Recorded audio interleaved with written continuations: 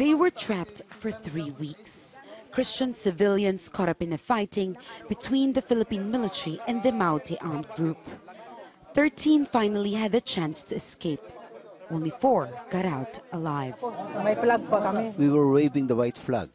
We were wearing white shirts. And then the military started firing at our positions.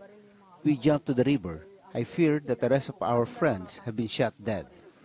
The escapees ended up in a nearby village, where they were finally rescued by volunteers.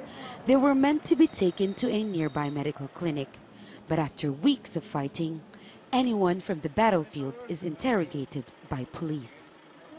We're not being allowed to go back to the city, especially with these 2 people that the rescuers just picked up.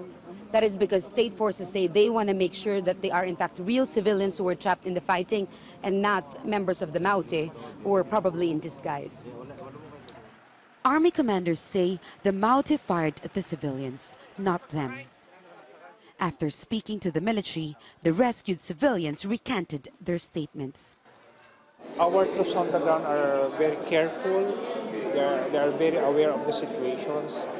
And our primordial concern is the safety of the civilians. Martial law is being enforced in Marawi and the rest of the Mindanao region. Maute fighters who have pledged allegiance to ISIL seized control of several parts of the city last month.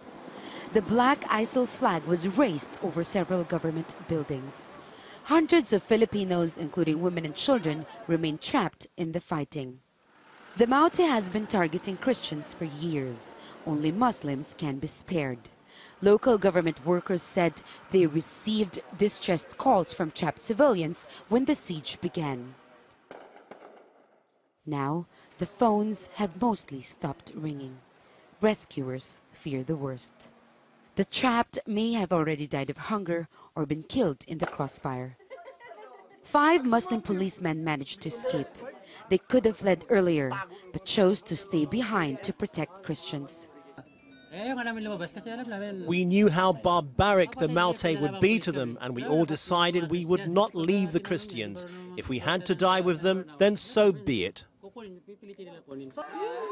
Ibrahim is reunited with his family again. His 20-day ordeal is behind him, but he will continue to pray for those who remain trapped. As the fighting drags on, survivors say the chances of them making it out alive are receding. Jamel Alindogan, Al Jazeera, Marawi City, Southern Philippines.